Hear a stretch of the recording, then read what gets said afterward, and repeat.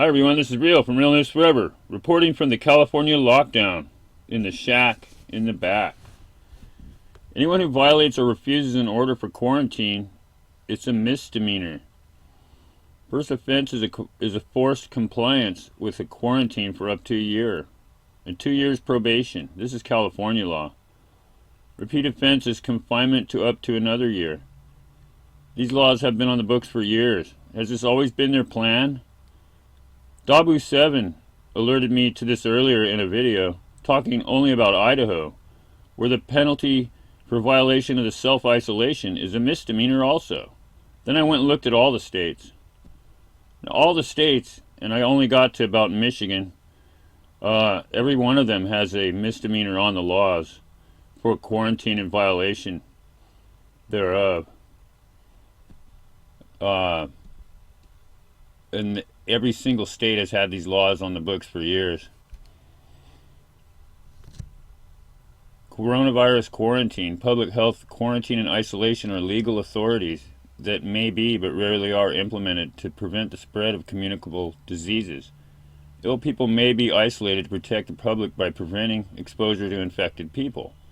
Quarantine may be used to restrict the movement of well people who may have been exposed to a communicable disease until it can be determined if they are ill. And they wrote this on February 27th, 2020 at ncsl.org.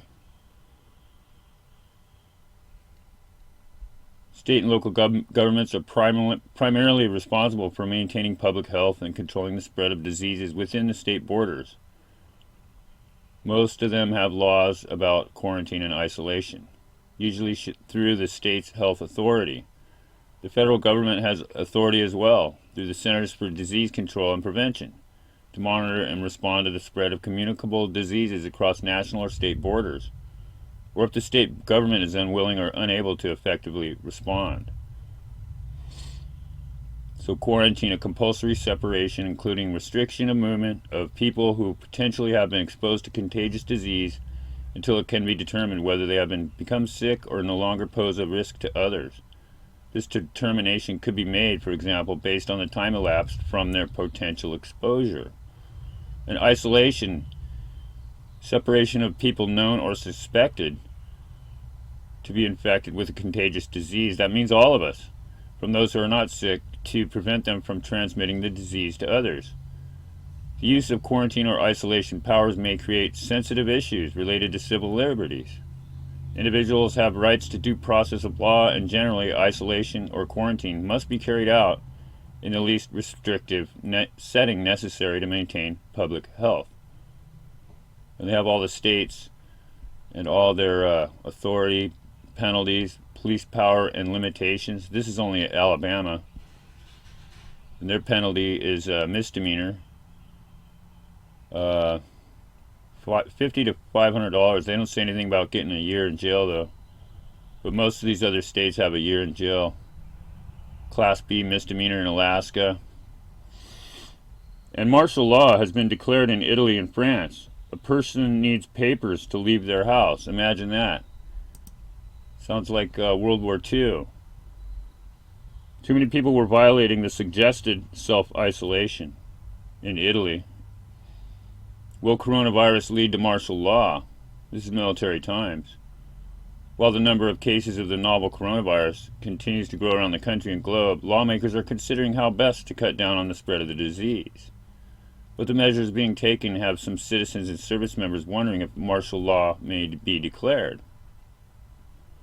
As of Tuesday, more than 1,500 Guard personnel in 22 states were called up to aid efforts to stop the spread of COVID-19. So it's supposedly a pandemic, with President Donald Trump following 2 days later to classify it as a national emergency. And then here's Governor Newsom on Sunday said that martial law was not necessary to combat coronavirus in his state, which happens to be my state. If you want to establish the framework of martial law, which is ultimate authority and enforcement, we have the capacity to do that. That's what Newsom said, but we are not feeling at this moment that it is a necessity. And then Marco Rubio tweeted requesting everyone to stop sharing misinformation about the use of martial law to maintain stability in this ongoing crisis. He wrote, "Please stop spreading stupid rumors about martial law." And he did misspell it. Completely false. We will continue to see closings and restrictions on hours of non-essential businesses in certain cities and states, but that is not martial law. So what is martial law? In simple terms, martial law is a replacement of civil rule with temporary military authority in a time of crisis. While its imposition is rare, the United States does have several noteworthy instances where martial law came into play, including in times of war, natural disasters, and civic disputes. There is no precise definition of martial law. The precedent in the United States holds that under it, certain civil liberties may be suspended, such as the right to be free from unreasonable searches and seizures.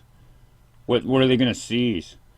Freedom of association and freedom of movement, and the writ of habeas corpus, the right to a trial before imprisonment, may be suspended, which Abraham Lincoln did at one point. Martial law can be declared by both the President and by Congress. The governor of a state may also declare martial law if it's included in that state's constitution. Congress has never solely imposed it. During the War of 1812, General Andrew Jackson imposed martial law within his encampment at New Orleans, which he had recently liberated.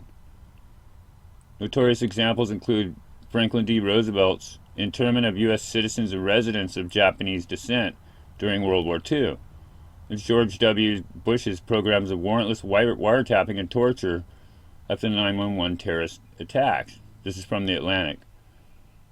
Abraham Lincoln conceded that his unilateral suspension of habeas corpus during the Civil War was constitutionally questionable, but defended it as necessary to preserve the Union. But martial law is not without limits. The Posse Comitatus Act, passed on June 18, 1878, stopped federal troops from supervising Confederate state elections during Reconstruction. It originally applied only to the Army, but has since been amended to include the Defense Department and the other service branches.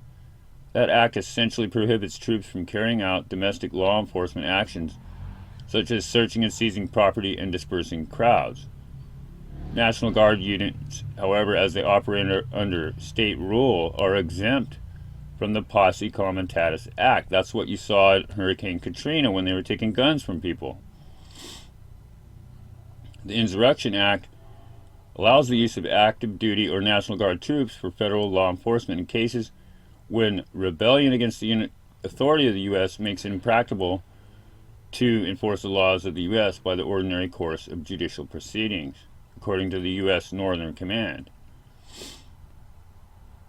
So, a lot of people are worried about martial law. This is basically already in a situation where they already are able to use the laws they have on the books to stop us from going anywhere. One of the more relevant cases, at least as it may pertain to National Guard units being called up to aid in the coronavirus pandemic, is that of the John Warner National Defense Authorization Act for fiscal year 2007. The bill, signed into law in 2006, gave the President the power to take command of National Guard units under the guise of martial law without the approval of state governors until its expiration a year later, creating a precedent for such action. Some lawmakers have begun calling for deeper military involvement as COVID-19 spreads. "I would call out the military now," former Vice President Joe Biden said at the Democrat primary debate. "They have the ability to provide the surge that hospitals need. They have the capacity to build 500 hospital beds and tents that are completely safe and secure." However, one major advantage to mobilizing the Guard of the Reserves is that those personnel would be redistributed away from civilian hospitals and duties. What we are trying to be very careful about is not over-promising. General Paul Frederick said in a Monday Pentagon briefing, "We want to be factual about what we have. Our fixed facilities are designed to the force that we have. They are not 1,000-bed medical centers all over the United States. They are, for the most part, small community hospitals." Cuomo, "At this point, our best hope is to utilize the Army Corps of Engineers to leverage its expertise, equipment, and power people power to retrofit and equip existing facilities like military bases or college dormitories to serve as temporary medical centers, he wrote. Then we can designate existing hospital beds for the acutely ill. The president has named the coronavirus a major disaster under the Stafford Act, which enumerates how the federal government can handle emergency responses, which no president has ever done before in response to a health epidemic. While much of the coronavirus response falls under the purview of federal government, enforcing laws related to public health and safety falls squarely within the powers of the states under the 10th Amendment, the Atlantic reported. As such, states would most likely need to put in requests for Stafford Act declarations for COVID-19 relief. For now, no major mobilizations have occurred, and the power to call up the National Guard remains with the states, including for drill weekends and other duties. In California, they've already been called out to help distribute food to food banks, and in many other states. So let me know what you think. Is this the new normal, or we're all going to be, is this how they're going to do the martial law when it does come? They're going to use the health agencies? It's a good plan. It seems to be working pretty well. Anyway, let me know your thoughts in the comments, and thank you all for watching.